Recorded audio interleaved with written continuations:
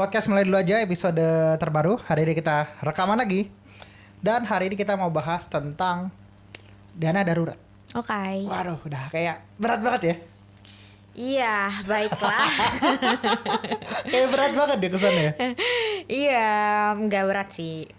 Ya oke lah, let's go. Karena ini menurutku kalau ngomongin finance tuh suatu hal yang menyenangkan sih sebenarnya ya. Kenapa tuh? Pertama, jelas berhubungan sama duit. Oke. Iya, maksudnya apapun manage finance itu kan berhubungan sama uang gitu ya. Yang kedua, menurutku jadi suatu ilmu baru karena ini akhirnya bagian dari personal management finance seseorang. Mungkin karena kita sedang mendalami hal ini kali ya. Ya, betul. Apa gimana? Enggak juga? Ya enggak juga sih. Karena surprisingly ternyata banyak orang yang nggak ngerti dana darurat tuh apa. Dan ini menurutku akhirnya jadi poin menyenangkan sih untuk dibahas gitu ya. Karena jadi pembelajaran bagi yang nggak tahu dan mana tahu ada juga yang mau ngejelasin lagi gitu. Nanti pas ini diupload di komen dan masukan buat kita. Jadi kayak kita juga belajar lagi gitu ya. Tapi akhirnya ini menjadi suatu menarik gitu. Akhirnya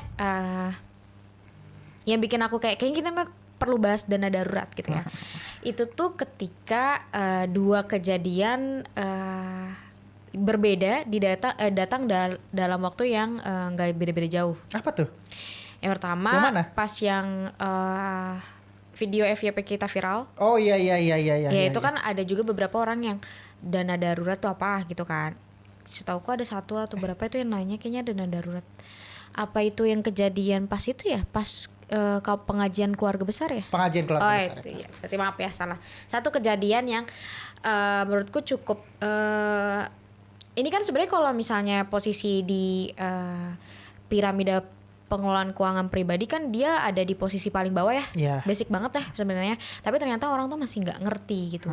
Masih banyak yang nggak ngerti dan itu tersalurkan waktu kamu ngisi materi keuangan gitu, pilar keuangan pada saat pengajian keluarga. Oh iya, benar. Mungkin kalau kamu mau elaborate dulu atau bagaimana? Tadi bagus, poin bagus sih. Dalam artian aku setuju dengan kamu tadi ya. Kalau ada beberapa kejadian yang ngebuat aku rasa ini penting untuk dibahas gitu ya. Mau bagaimanapun, suka nggak suka ini penting untuk dibahas gitu. Tadi pertama pas ngisi tentang pengajian keluarga, kalau ternyata aku bisa bilang belum banyak orang yang familiar atau familiar ya tentang dana darurat seperti apa, konsep dana darurat itu seperti apa. Lebih maju lagi adalah jadi salah satu video kita di TikTok kan FYP ya. Yeah. So far sampai detik perekaman ini 1,2 juta yang denger, yang nonton. Ya lu tuh menarik sih, temanku juga kayak video lu masuk ke beranda gue gitu. Hah? Oh iya. Udah jauh ya mainnya sampai ke Bekasi. Padahal kita dekat Bekasi juga ya. Iya, mepet lah. Nah, iya di video yang kita yang rame banget itu semakin terjelaskan kalau orang Indonesia itu amat sangat kurang sekali dari segi literasi keuangan. Oke, karena sebenarnya ini kayak ngomongin keuangan tuh sama tabunya seperti ngomongin sex education sih menurutku. Poin bagus banget. Sama tabunya kan. Maksudnya kayak jarang sekali even keluarga inti gitu ya. Dan aku termasuk gitu ya. Jarang sekali yang ngebahas keuangan keluarga. At least gitu ya. Even aku dulu anak akuntansi dan sebelum bergerak di bisnis ini bisnis finance bareng kamu itu, aku nggak pernah tahu gitu. Mungkin diajarin ya, mungkin sempat diajarin sama dosenku gitu, baik textbook atau gimana, tapi emang nggak diperdalam. Jadi kayak oke, lewat gitu. Emang kalau kita mau agak kasar ya, sejujurnya ngomongin pengelolaan keuangannya pribadi seseorang itu nggak pernah diajarin dari kita kecil, sekolah semua, kuliah sampai pun bekerja gitu ya. Kita nggak pernah diajarin. Even kamu kamu ada di jurusan di mana paling dekat lah ya. Iya, betul. Sama yang namanya pengelolaan keuangan, kamu paling dekat lah. Iya, betul. Cuma kamu pun gak dapat sebenarnya, mungkin sedikit sekali dan itu nggak yang core-nya gitu ya. Iya, betul. Iya. Gak tahu ya anak accounting yang lain, tapi aku sih merasa kayak gitu ya. Karena kalau misalnya, dan beberapa kali juga aku ngobrol sama temenku yang sama-sama anak accounting juga, mereka sepakat sih sama aku kayak bahwasanya ya memang yang ditekanin dalam pembelajaran accounting adalah gimana cara kita memanage keuangan perusahaan sih sebenarnya, bukan keuangan pribadi gitu. Nah jadinya akhirnya juga jarang sekali terjadi obrolan gimana keluarga tuh mengelola keuangannya gitu. Mungkin secara garis besar kayak mungkin gaji orang tua atau misalnya kayak aset-aset yang pernah dibeli sama orang tua tuh udah cuma sekedar tahu itu doang, tapi kayak ngelolanya bagaimana. Gak semua juga sebenarnya tahu sih. Maksudnya kayak ngelolanya bagaimana, terus step-stepnya apa saja yang harus selesaikan tuh nggak pernah terjadi gitu ya. Jadi itu akhirnya yang menurutku memang literasi keuangan masyarakat kita tuh memang masih minim lah gitu ya. Even kayak aku mikirnya kayak kalau misalnya kita ngomongin dana darurat, aku rasa itu bahasan yang sebenarnya semua orang ternyata aku pikir tuh mengerti gitu. Dana darurat tuh apa gitu. Tapi ternyata masih banyak yang belum mengerti gitu, belum paham dana darurat tuh fungsinya apa, bagaimana cara menghitungnya gitu kan. Itu masih banyak yang ternyata belum tahu. Again ternyata aku alhamdulillah dan kamu juga alhamdulillah privilege berada di lingkungan orang-orang yang memang sudah mulai mengerti, mengerti dan jago ngelola keuangan gitu. Tapi ternyata di sana masih banyak yang belum tahu gitu. Makanya akhirnya hari ini gitu ya kita mau sharing dana darurat gitu. Apakah kita secara keuangan ya itu jago apa gimana? Sejujurnya enggak juga gitu ya. Maksudnya tapi kita at least berupaya lah gitu untuk mempelajari, untuk tahu lebih seperti apa gitu ya. Nah ini yang bentuk yang kita mau coba share lah ke orang-orang sekitar gitu, terutama tentang dana darurat, di mana itu titik awal dari kehidupan seseorang lah ya. Aku bisa bilang seperti itu. Gitu. Oke, mungkin startnya dari sebenarnya tuh kegunaan dana darurat tuh apa? Pentingnya kali ya. Iya, pentingnya. Ya, kenapa akhirnya orang tuh harus menyiapkan dana darurat sebenarnya gitu. Oke. Sebenarnya kalau orang kenapa harus menyiapkan? Alasan paling sederhananya adalah kita nggak akan pernah tahu apa yang akan terjadi di masa depan. Ya, betul. Akan datang di mana kita butuh uang lebih. Enggak. Iya, akan datang masa di mana kita butuh uang lebih di hal-hal yang tadi lagi tidak terduga. Makanya situasinya situasi yang darurat. Ya kan? Akan datang dalam bentuk sebesar apapun atau sekecil apapun, kita nggak tahu datangnya kapan juga nggak tahu gitu. Tapi akan datang. Atau bisa jadi nggak datang juga bahkan gitu ya. Tapi akan inilah apa namanya? Kemungkinan akan selalu ada lah gitu. Makanya harus di manage. Makanya penting kita punya dana darurat, sejumlah uang tabungan yang bisa dipakai untuk hal seperti itu. Ya betul, dan aku rasa ini dana darurat sebenarnya dana darurat itu berbeda dengan tabungan sih ya. Karena kalau tabungan itu kan, kalau dana darurat sendiri itu ada perhitungannya gitu ya. Kalau sedangkan kalau tabungan tuh sebenarnya nggak ada perhitungannya gitu. Dan again dana darurat ini adalah uang yang kita kumpulkan, memang yang tadi kamu bilang, untuk kalau misalnya sesuatu terjadi sama kita bisa pakai uang inilah gitu. Gitu sih, betul. Kalau nggak ya kalau nggak terjadi ya justru bagus gitu. Tapi kalau pas kejadian tenang lah gitu. Nah, yang dimana ada bahkan orang yang sampai naruh dana darurat itu difigurain. Kau bayangin, ini aku dapat dari YouTuber luar Amerika gitu ya. Dia itu emang ngedalamin personal finance juga salah satunya. Terus dia emang ngefigurain uang. Setahu aku berapa ya? $1,000. Berarti di kita berapa? Iya, kalau kali 15.000. 15 juta lah ya. Dia ngefigurain uang basically 15 juta ya. Tadi kalau $1,000 ya. Dia figurain. Terus kalau tiba-tiba ada yang darurat, dia pecahin itu figura buat ngambil uangnya. Iya, betul. Gitu. Maksudnya itu kan yang ribet banget ya. Itu kan figura itu kan sebenarnya adalah platform gitu ya. Bentuk-bentuk sarana penyimpanan lah gitu. Tapi akhirnya seperti itu, gitu. Iya sih. Tapi ya nggak sampai difigurain juga sih sebenarnya.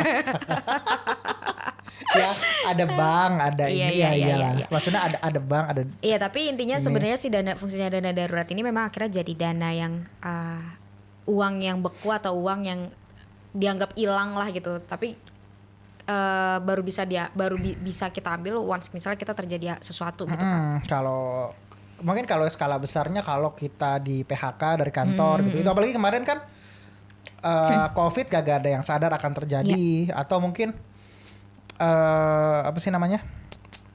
Kemarin tech winter ya yang startup pada PHK-in orang gitu. Itu ya apa ya? Maksudnya itu yang bikin jadinya orang tuh pada kebingungan. Aduh gue ya dia sampai di fase kayak aduh gue nggak ada uang nih gimana, gue harus berusaha kayak gimana. Nah painful itu tuh bisa diredam muanya sama konsep dana darurat inilah, aku bisa bilang seperti itu. Betul sih ya, akhirnya jadi menghindari hutang juga sih. Iya, nah itu benar sih, maksudnya dana darurat akan menghindari hutang atau at least memperkecil hutang yang akan terjadi. Iya betul gitu. Nah pentingnya akhirnya apa dana darurat gitu ya. Pertama tadi mungkin aku udah parsial udah jelasin gitu ya tentang mengatasi keadaan darurat yang tidak terduga, dimana kita nggak pernah tahu akan datangnya kapan, datang seberapa besar, butuh seberapa lama datang itu. Akhirnya tadi bisa diselesaikan lah. Ya nggak sih, yang dimana tadi keadaan-keadaan darurat itu bisa selesai dengan dia punya tabungan lebih. Jadi misalkan tiba-tiba dia nggak bekerja di PHK, dia masih bisa hidup berapa bulan untuk sebelum dia untuk nyari kerja lagi, atau ya kalau bisnis juga seperti itu gitu. Dan akhirnya tadi yang kedua adalah juga bisa menghindari terjebak dalam hutang kayak kau bilang tadi. Iya nggak sih, yang dimana hutang itu kan sebenarnya hanya akan terjadi pada saat kita nggak punya resource sama sekali kan. Nggak ada, kita nggak pegang uang cash, bukan uang cash, nggak pegang uang lagi di tabungan atau cash gitu ya. Dan kita juga nggak punya aset yang bisa langsung dijual secara cepat gitu ya. Dan ya kita nggak punya seperti itu. Itu kan akhirnya dari resource lahir kan. Akhirnya ya udahlah gue ngutang aja lah, mau nggak mau nih, suka nggak suka, mau nggak mau gue akhirnya ngutang sama orang gitu. Iya betul. Ya kan. Sama terakhir juga bisa jadi tambahan dana pensiun gitu. Ini aku dapat dari website sebenarnya. Walaupun aku nggak begitu suka dengan bahasa ini ya, karena itu beda tujuan gitu. Tapi ini juga bisa dilakukan ke sana lah. Aku bisa bilang seperti itu. Iya, sebenarnya sih kalau misalnya mungkin kalau buat tambahan dana pensiun tuh kalau semisal alhamdulillahnya tidak terjadi, jadi dana daruratnya tuh nggak terpakai kali ya kayak gitu ya. Tapi ya menurutku sih ya untuk dana pensiun tuh ya kemarin kita udah sempat bahas belum sih? Iya kita udah sempat bahas. Iya udah sempat bahas kan, kayak ya itu ada hitungannya sendiri lah gitu. Jadi menurutku sih yang dua yang paling penting sih yang tadi buat ngejaga kalau misalnya terjadi kenapa-napa gitu ya. Sesimpel kayak kita di PHK gitu kan, kita masih bisa nyambung hidup untuk beberapa bulan ke depan sampai kita dapat kerjaan lagi. Sama yang kedua ya tadi menghindari hutang atau meminimalisir besaran hutang yang kita ambil gitu. Ini poin menarik ya. Ini kenapa aku rasa bentuk nyata dari Indonesia tuh secara literasi finansial, literasi keuangan itu masih rendah sekali ya. Itu adalah ini maaf apa aja yang dengar itu glorifikasi pekerjaan tetap. Apalagi pekerjaan yang orangnya tuh nggak bisa di PHK. Oh ya betul. Ya nggak sih. Makanya mimpi dari banyak orang-orang di Indonesia kan adalah bisa punya pekerjaan yang pasti gitu. Iya nggak sih? Itu mimpinya kan di situ kan. Mimpinya kayak ya udahlah nggak apa-apa gue nggak punya gaji kan ya. Normal orang punya gaji ya. Gak apa-apa lah gue punya gaji yang gak terlalu besar, cuma ya gue akan ada gaji terus. Iya. Yang dikejar akhirnya di sana gitu. Kepastian itu ada akan yang masuk terus tiap bulan, yang penting dia ya show up aja gitu. Iya, dan sebenarnya nggak masalah juga sih kalau misalnya dia berpikir kayak gitu. No issue dengan pekerjaan seperti itu, bagus sekali. Cuma aku rasa itu bukan sepenuhnya jawaban untuk semua mayoritas orang. Sebenarnya mungkin aku agak sedikit luruskan ya. Sebenarnya tuh nggak masalah dengan hal itu gitu ya. Tapi yang akhirnya menjadi agak miss itu kalau misalnya dia tidak mempersiapkan keuangannya juga, dia tidak mengelola keuangannya dengan baik juga gitu. Maksudnya kayak kalau misalnya ngomongin kestabilan ya memang terjadi kestabilan gitu, tapi kan kalau misalnya kita ngomongin kehidupan gitu ya, apalagi keuangan kan kita nggak tahu nih naik turunnya kapan gitu ya, atau sesimpel kayak tiba-tiba bahan pokok naik gitu, akhirnya kan pengeluaran kita juga naik gitu kan. Nah itu memang akhirnya memang perlu dipersiapkan kepada siapapun gitu ya yang punya income gitu, baik yang dapat income dari berbisnis gitu, yang berbisnis apa lagi gitu kan, yang punya fixed income juga harus mempersiapkan namanya dana darurat juga. Semua ya benar-benar semuanya butuh, dan ini pernah aku bahas juga di beberapa episode lalu ya. Dana darurat ini salah satu konsep yang akan membuat orang itu sebenarnya bisa kalau mau dia berdagang, mau dia buka usaha gitu, mau dia di pekerjaan-pekerjaan yang pendek-pendek gitu ya, yang jadi freelancing gitu-gitu, akhirnya dana daruratnya adalah jalan keluarnya si orang ini gitu. Maksudnya ya tadi ya, apakah misalnya pekerjaan yang tetap segala macam itu baik juga gitu. Cuma akhirnya ada limitasi segala macam gitu. Ada orang-orang yang nggak cocok seperti itu. Ada orang-orang yang nggak privilege enough untuk dia bisa di situ gitu. Kayak orang mau jadi misalnya pegawai negeri sipil atau mau jadi misalkan BUMN yang besar, ada usianya berapa, ada background pendidikan harus seperti apa. Ada banyak inilah, ada banyak apa namanya, yang harus dilakukan lah untuk bisa masuk lah gitu. Ada orang-orang yang nggak seprivilege itu untuk bisa masuk. Ada orang-orang juga yang nggak mengejar ke arah sana, pengen hal yang lain lah gitu. Ada pengen pekerjaan-pekerjaan misalnya di dunia kreatif, di dunia ya misalkan tech industry apapun itulah gitu. Yang dimana kan kayak bingung tuh tiba-tiba dipecat lah atau di PHK, tiba-tiba nggak ada project, tiba-tiba buka bisnisnya bangkrut gitu, segala macam apapun itulah gitu. Nah, dana darurat akan menyelamatkan orang-orang dari hal-hal seperti itu. Iya nggak sih? Kalau kita punya spare pegangan uang sekian jumlah gitu ya, kita akhirnya tetap bisa, kalau misalnya kita bisnis gitu ya, kita atau enggak kita freelancing, project-kan gitu. Misalkan dalam 3 bulan ini kita nggak bisa dapat project. Tapi kalau kita udah pegang punya dana darurat, 3 bulan ini kita akan aman untuk makan, untuk transport, untuk berusaha lebih lagi segala macam. Jadi nggak painful gitu. Iya betul sih.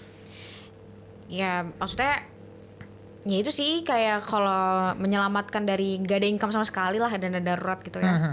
Jadi kita bener-bener masih bisa nyambung hidup lah, at least buat makan, buat minum ya masih bisa lah. Gitu. Itu yang benar-benar apa ya? Itu bisa jadi jalan keluar lah gitu. Aku bisa bilang semua pekerjaan baik lah, aku bisa bilang gitu ya. Semua pekerjaan baik bisa di manage nih gitu. Iya betul. Bisa di manage painfulnya gitu. Kayak orang bilang kayak, oh ini kerjaan lu gitu nggak ada benefitnya, kayak nggak ada dana misalkan hari tua, nggak ada misalkan asuransi kesehatannya misalkan gitu, nggak ada bahkan BPJS juga atau apapun lah gitu ya, nggak ada benefit apa segala macem. Ya kita yang ngebuat benefit itu gitu, benefit untuk diri kita sendiri dari apa yang kita hasilkan gitu. Dalam bentuk salah satunya adalah dana darurat. Karena Raditya Dika bilang gitu juga gitu ya. Karena pekerjaan gua kan di dunia kreatif ya. Penulis gak ada pensiunnya. Stand up comedian juga gak ada kan. YouTuber juga gak ada gitu. Yang dia kan akhirnya dia bergeluti hal-hal itu gitu ya. Mau gak mau dia harus membuat hal itu kejadian untuk diri dia sendiri gitu. Salah satunya dalam bentuk dana darurat. Kalau tiba-tiba dia nggak perlu ngapa-ngapain gitu ya, nggak bisa dapat project, nggak bisa dapat uang masuk gitu ya, dia tenang karena punya spare waktu berapa lama. Iya betul sih. Sebenarnya poinnya tuh kenapa akhirnya dana darurat itu basic ya, bagian bawah kita memanage keuangan tuh ya fungsinya sebagai itu sih, kayak menjaga kebutuhan basic kita gitu supaya itu terpenuhi gitu kan, makanya dia paling bawah gitu, stepnya paling bawah gitu. Nah manfaatnya gitu, menurutmu manfaatnya akhirnya apa sih? Yang pertama ya tadi sih menurutku ya, keamanan secara finansial gitu ya, maksudnya dalam artian kayak tadi kan akhirnya kalau misalnya kita punya dana darurat gitu ya, aku pikir misalnya nih kita udah preparation dana darurat dari jauh-jauh hari ya, terus amit-amit misalnya kita di PHK, ya akhirnya aku nggak perlu jual asetku gitu, karena aku udah menghitung nih untuk dana daruratku at least beberapa bulan ke depan sampai misalnya aku dapat kerjaan lagi gitu ya, instead of misalnya aku tidak menyiapkan dana darurat terus mau nggak mau suka nggak suka aku jual barang-barang yang bisa dijual cepat juga gitu, karena aku BU kan, misalnya kayak yang tadinya HP-nya 2 aku jual 1 gitu kan, atau misalnya kendaraan maybe gitu. Pokoknya aku akhirnya ngejual aset-asetku lah. Dan yang kedua adalah kalaupun misalnya akhirnya terparahnya ternyata aku nggak punya aset juga gitu ya, terus akhirnya aku berhutang gitu ya atau pinjol ya, itu akhirnya terhindar juga sih menurutku gitu. Karena menurutku adalah untuk saat ini ya standku adalah sangat-sangat sedih kalau misalnya kita punya hutang banyak sebenarnya sih menurutku. Iya, bener sih. Karena kan itu sedih iya banget sih. karena pertama apa ya? Ya kalau misalnya kita minjem ke orang yang kita kenal, terus kita baik kemampuan membayar kita tuh nggak sebagus itu, akhirnya kita punya hubungan yang buruk dengan orang tersebut gitu ya.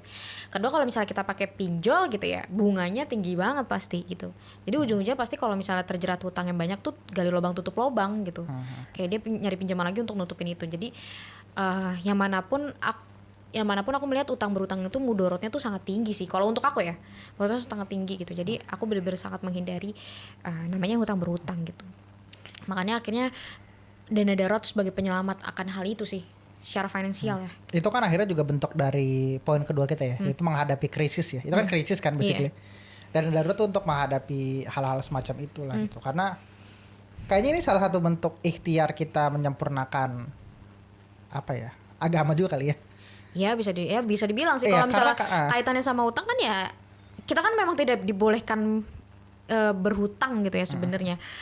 Karena sebenarnya mungkin bukan gak dibolehkan berhutang, tapi tidak dibolehkan tidak membayar. Iya. Tapi kan maksudnya kayak gimana ya, instead of misalnya kita berhutang terus kita nggak tahu nih sampai berapa lama kemampuan membayar kita gitu kan. Itu kan maksudnya yang dilarang sama agama gitu. Dan misalnya amit-amit tiba-tiba kita meninggal dunia gitu kan hutang, masih ada hutang sama orang lain, dan itu nanti di akhirat ditagih gitu kan, makanya nggak dibolehin gitu kan. Udah gitu diwariskan lagi. Iya, dan itu diwariskan ke keluarga anak gitu, kita, ke anak keluarga, cucu gitu ya kan gitu. Nah itu makanya menurutku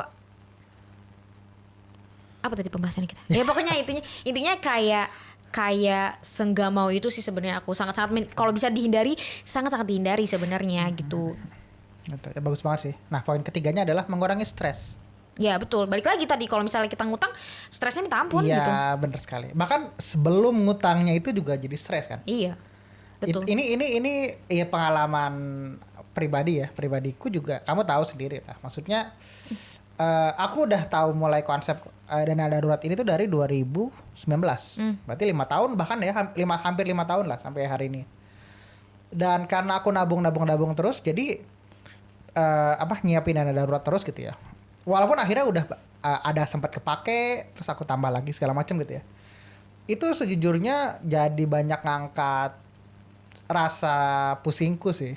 Di berbagai macam kesempatan yang berbeda, entah dalam bentuk besar, entah dalam bentuk kecil, itu cukup ngangkat iniku lah. Iya, pusingku sih. Gitu. Iya, emang kayak nggak ada uang tuh emang bikin stres ya. Emang tidak mau mukiri gitu ya, nggak ada uang tuh bikin stres gitu, nggak bisa melakukan banyak hal ya. Akhirnya memang kalau misalnya kita punya dana darurat ya, yang kita pusingin tuh paling kayak gimana kita bisa dapat pekerjaan. Misal kalau dalam konteks kita pusingin tuh cuman gimana akhirnya kita bisa dapat pekerjaan secepat-cepatnya atau income tambahan secepat-cepatnya gitu kan. Tapi selebihnya at least kita dijagain sama dana darurat lah, nggak perlu yang sampai kayak minjam sana minjam sini gitu kan. Atau misalnya kayak ya ngejual aset-aset kita gitu kan. Itu kan akhirnya jadi sebuah kemunduran ya secara keuangan gitu sih. Betul, setuju aku. Nah, poin terakhir di manfaatnya adalah pertumbuhan investasi yang lebih baik gitu. Semua orang pasti ingin menggandakan uangnya gitu ya. Mau invest, mau menyelesaikan apa yang menjadi tujuan keuangannya dia gitu ya. Yang dimana dia akan bisa tenang pada saat salah satunya adalah dana daruratnya udah terkumpul. Gitu. Karena kalau enggak ya oke, invest nih, beli emas, beli saham, reksadana misalkan. Tiba-tiba muncul suatu yang datang gitu ya, hal darurat yang terjadi datang, akhirnya dijual gitu. Iya.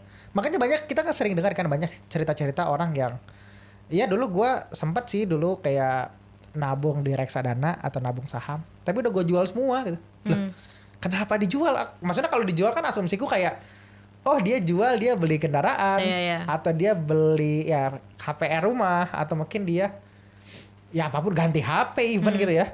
Aku pikir kan seperti itu ya. Tapi dia jual itu buat tiba-tiba dia lagi nggak ada kerjaan, harus ngambil dari situ. Ya akhirnya painful sekali gitu. Iya betul.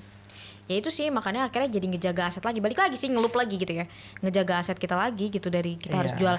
Apalagi kalau misalnya kita butuh uang gitu ya, akhirnya kita kan mau jual ya udah berapapun deh, yang penting ada penghasilan gitu kan. Kadang jual rugi gitu kan. Ya bukannya untung malah buntung gitu. Nah, apakah kalau misalkan kita bisa nge-securein dana darurat kita, kita jadi akan kaya gitu secara finansial? Sejujurnya menurutku jawabannya enggak juga gitu ya. Poinnya sebenarnya bukan di situ, tapi poinnya adalah kita ngejagain diri kita aja gitu. Iya betul. Karena untuk ngejagain diri kita sebenarnya nggak butuh sebanyak itu. Iya. Beda dengan kita mau punya kendaraan yang lebih bagus, kita mau punya rumah yang lebih bagus, itu gamenya berbeda lah. Ya kan, gimana cara gedein income segala macem. Tapi ini lebih kayak kita ngejagain diri kita dulu lah gitu. Iya. At least untuk hal-hal yang basic-basic kita tenang gitu. Iya. Fungsinya tuh bukan fungsinya tuh sebenarnya dana darurat tuh bukan nambah aset sih sebenarnya ya. Iya, Emang cuma buat yang tadi bener kata kamu, securein diri sendiri sih. Kalau misalnya terjadi apa-apa ya udah kita pakai uang itu supaya aset-aset yang udah kita terbentuk tuh nggak kita tarik-tarikin ke bawah gitu, kita cabut-cabutin, kita jual-jualin gitu.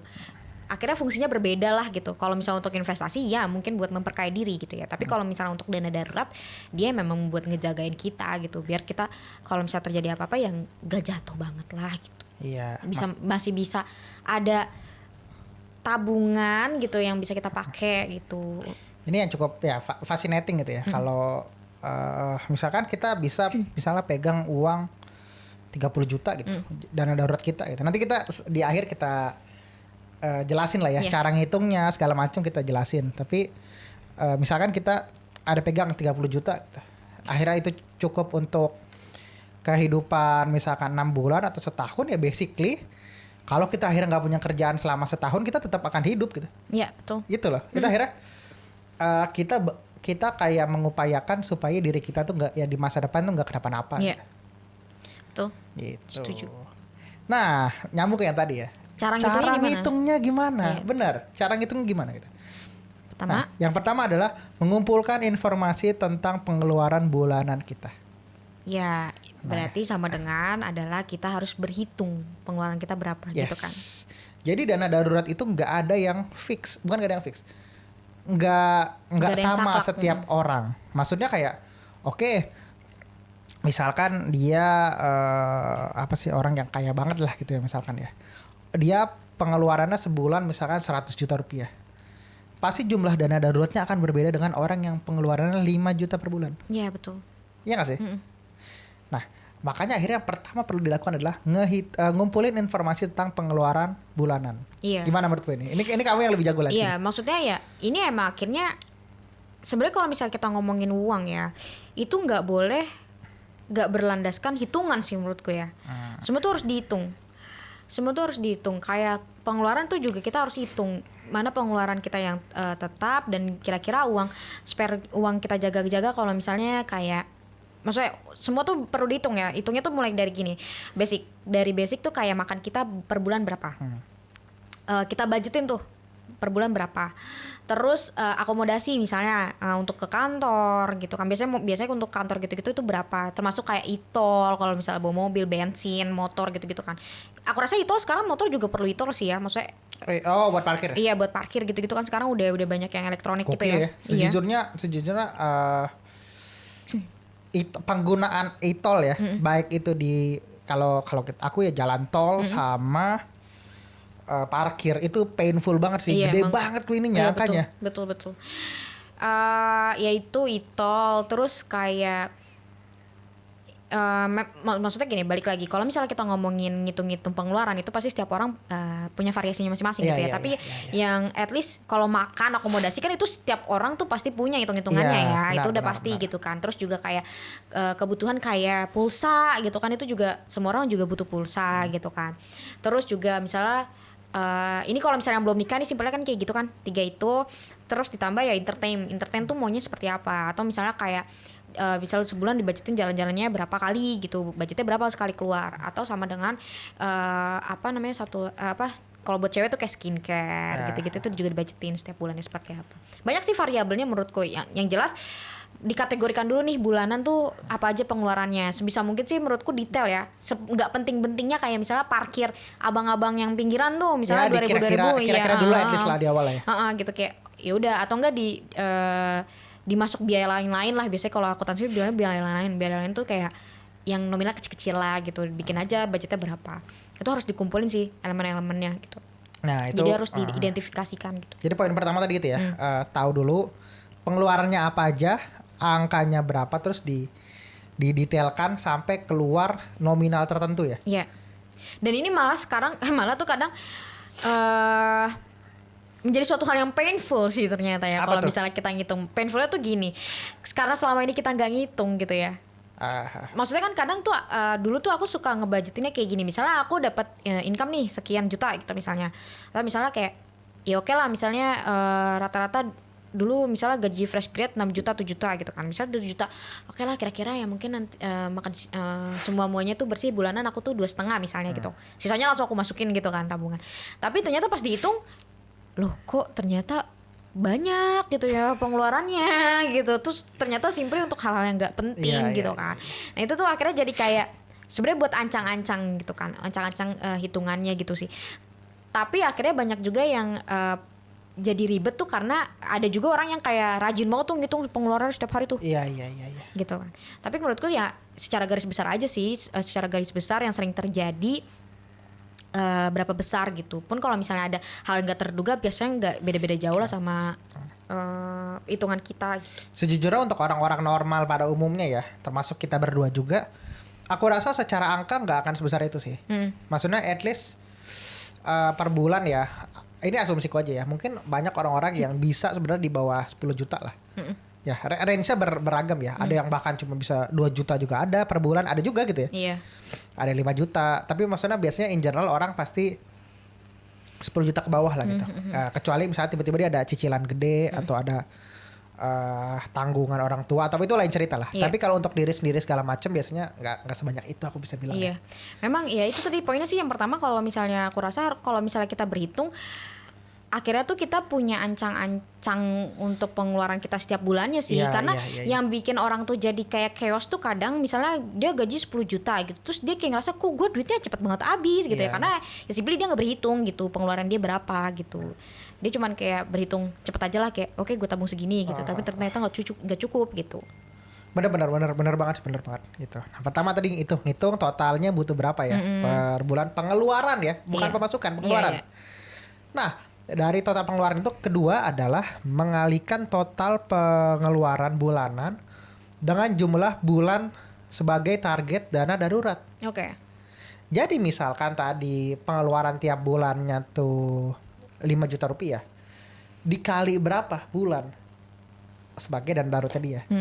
Misalkan normalnya orang tuh bisa dikali 6 bulan atau kali 12 berarti 1 tahun lah. Normal, banyak yang seperti itulah. Jadi kalau misalnya pengeluarannya itu 5 juta per bulan, kalau dia mau punya dana darurat 6 bulan ke depan dia bisa napas, dia butuh berarti berapa? 30 juta. 5 juta dikali 6 bulan, 30. Atau kalau misalkan mau setahun, 12 bulan, ya udah kali 12, 60. Berarti 60 juta rupiah. Atau ya kalau lebih ya tinggal dihitung lagi ya. Tapi kalau dari aku ya, ini aku pelajari sebenarnya ya, biar kita lebih tenang juga.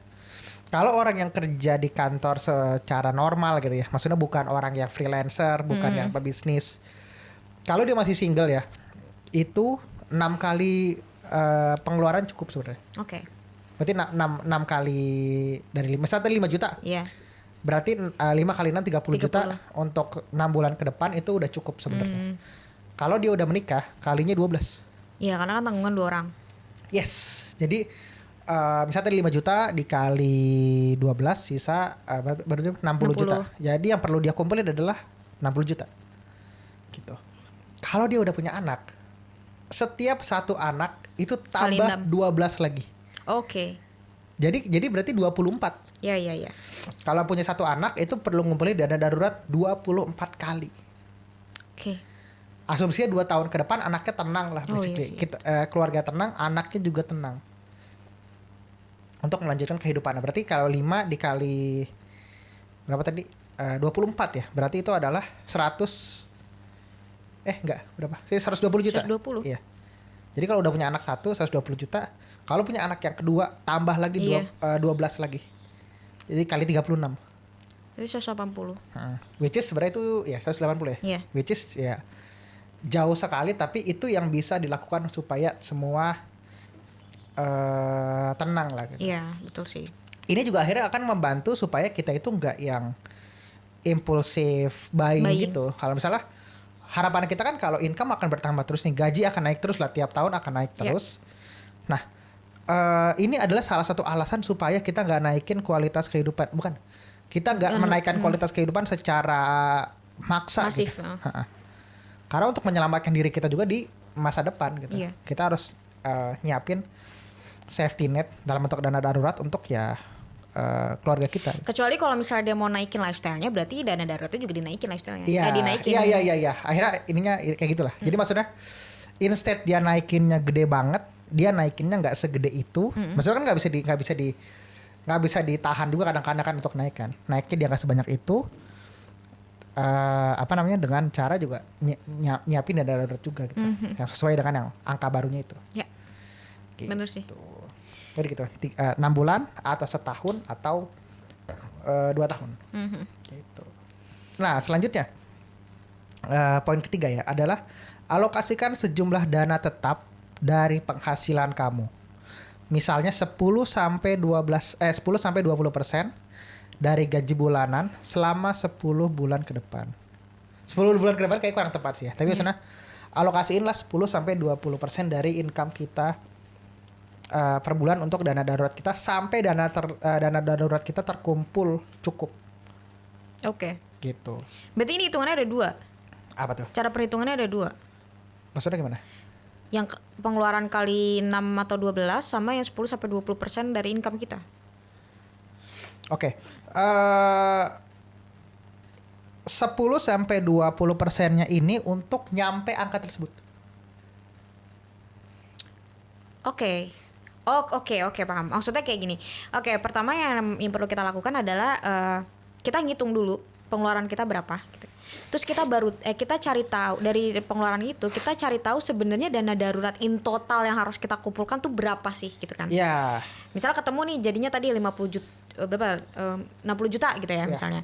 60 juta. Nah, dari 60 juta itu kita nyisihkannya adalah 10-20% dari income kita setiap bulannya. Yes. Oke. Misalkan ya. Gimana biar hitungannya enak ya. Misalkan kalau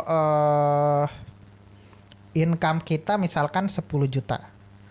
Pengeluaran kita 5 juta. Nah, kalau kita nge-spare 10%-nya berarti kan 1 juta sampai 2 juta. 2 juta anggaplah. Nah, 2 juta itu tiap bulan kita tabung terus sampai kita bisa megang 60 juta. 60 juta. Gitu.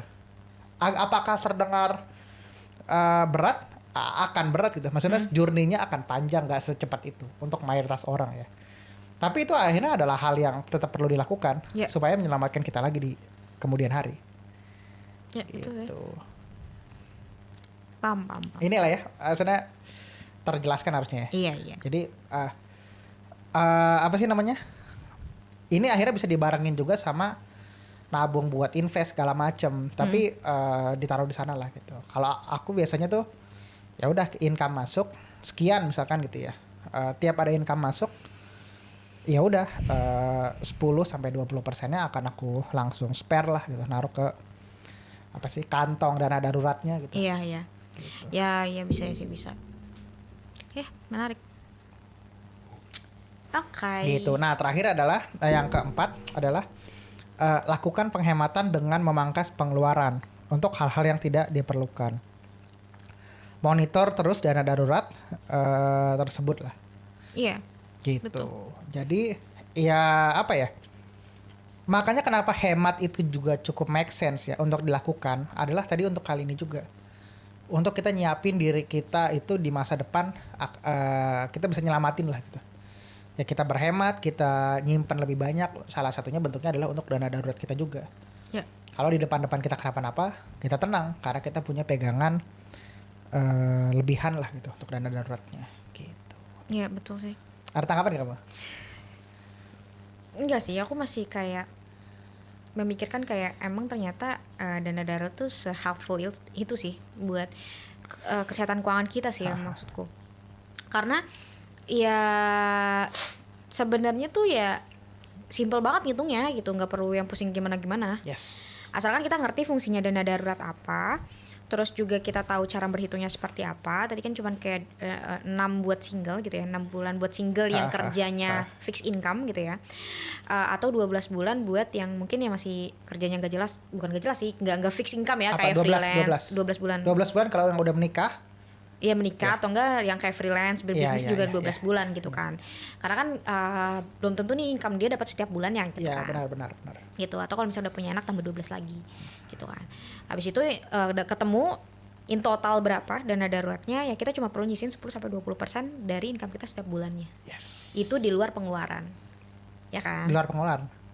Kan pengeluaran misalnya 5 juta. Oh iya. 15%-nya enggak boleh dong dari 5 juta itu. Iya benar. Gitu. Benar. Gitu sih. Gitu. Menarik. Nah, terakhir adalah naruhnya di mana? Simpen di mana? Dana darurat. Sebenarnya ada berbagai macam apa sih pandangan orang gitu ya. Dan aku juga ngelakuin pakai caraku sendiri juga gitu ya. Sebenarnya kembali lagi ke keadaan orang seperti apa. Yang aku tahu secara teori ya, paling idealnya tuh setengahnya ditaruh di bank, di rekening yang nggak dipakai. Setengahnya lagi itu naruh di reksadana pasar uang. Oke. Setengah-setengah gitu. Misalnya tadi 30 juta. 15-nya di tabungan, 15 jutanya di reksadana pasar uang. Iya. Kenapa reksadana pasar uang? Karena itu yang paling secara naik turunnya tuh yang paling pelan, tapi nggak bakal turun. Yeah. Jadi cuma kayak dijaga biar naik terus dikit nggak hilang lah uangnya gitu. 15 sisanya kalau tiba-tiba dibutuhkan yang cepet banget lah gitu. Ya karena kan kalau reksadana kan butuh proses pencairan ya. Iya. 3-5 hari kerja biasanya. Jadi kayak dibikin seolah-olah setengahnya itu harus diaksesnya lebih susah, setengahnya lagi tuh kalau tiba-tiba yang harus langsung gitu buru-buru langsung kepake gitu. Tapi ada orang juga yang ngelakukan kayak benar-benar semua ditaruh di tabungan juga itu oke juga gitu. Atau kalau aku sejujurnya ya ini mungkin aku salah juga kali ya. Tapi yang aku lawan semuanya di reksadana pasar uang semua. Iya kalau punya aku ya, karena apa ya? Aku sadar kalau aku ada beberapa apa sih privilege yang cukup nggak begitu inilah gitu. Maksudnya kalau oke, aku harus menunggu misalkan 2 hari 3 hari sampai 5 hari baru ini cair, nggak ada aku rasa aku nggak ada masalah akan hal itu gitu. Dan balik lagi gini kan personalized banget ya. Aku rasa itu mungkin nggak applicable ke banyak orang gitu ya. Makanya mungkin masuk akal kalau ada orang yang benar-benar semua di rekening semua itu masuk akal sekali. Gitu. Menurutku menarik sih kalau misalnya emang maksudnya menurutku ideal lebih ideal yang kayak gitu sih, setengah di bank yang nggak kita pakai, setengahnya lagi di reksadana. Apalagi banknya tuh yang harus kita ke ATM gitu, nggak ada yang bankingnya gitu. Iya. Kan itu akhirnya jadi nggak kita lirik juga tuh uangnya kan, nggak kita pantau juga, jadi kayak kita seolah-olah lupa gitu. Habis itu kalau mau narik ya tinggal ke banknya gitu. Itu menarik sih menurutku. Bukan menarik sih, idealnya seperti itu sih. Karena kan kita nggak tahu ya darurat apa yang akhirnya kita butuh banget uang cepet-cepet. Kalau misalnya mengandalkan reksadana seluruhnya ya kita nggak bisa, karena kan harus nunggu beberapa hari gitu. Paling cepat aja berapa 2-3 hari doang kan, ada 2-3 hari kerja gitu. Ya tapi akhirnya kalau misalnya di bank ya kita bisa narik cepet-cepet lah gitu. Gitu sih. Gitu. Nah itu jadi biar nggak painful lah gitu ya. Itu emang makanya secara teorinya adalah setengah-setengah tadi. Iya. Walaupun sejujurnya aku gak melakukan hal itu ya. Iya, aku nggak bisa bilang aku benar juga sih ya. Cuma ya secara teori seperti itu gitu. Iya sih. Iya. Kalau maksudnya karena kalau misalnya dimasukin ke bank semua, menurutku agak sayang juga sih. Karena kan kepotong administrasi gitu-gitu juga kan. Maksudnya ya adalah setengahnya tuh bisa diambil returnnya walaupun sedikit gitu. At least gak berkurang tapi bertambah sedikit-sedikit dari reksadana pasar uang itu kan. Baru setengahnya lagi lah kayak oke lah jaga-jaga untuk kalau misalnya emang terjadi sesuatu yang gak enak, butuh cepat, kita nggak perlu jual aset yang cepat lagi. Maksudnya balik lagi itu kan jadi mundur aset lagi gitu kalau misalnya semuanya di reksadana gitu. Jadi kayak ya udah ada uang itu sambil misalnya sekira-kira misalnya oke, at least misalnya untuk sebulan 2 bulan nih bisa nge-cover gitu kan, tapi bulan berikutnya nggak bisa, ya udah tinggal cairin yang di reksadana sesegera mungkin gitu.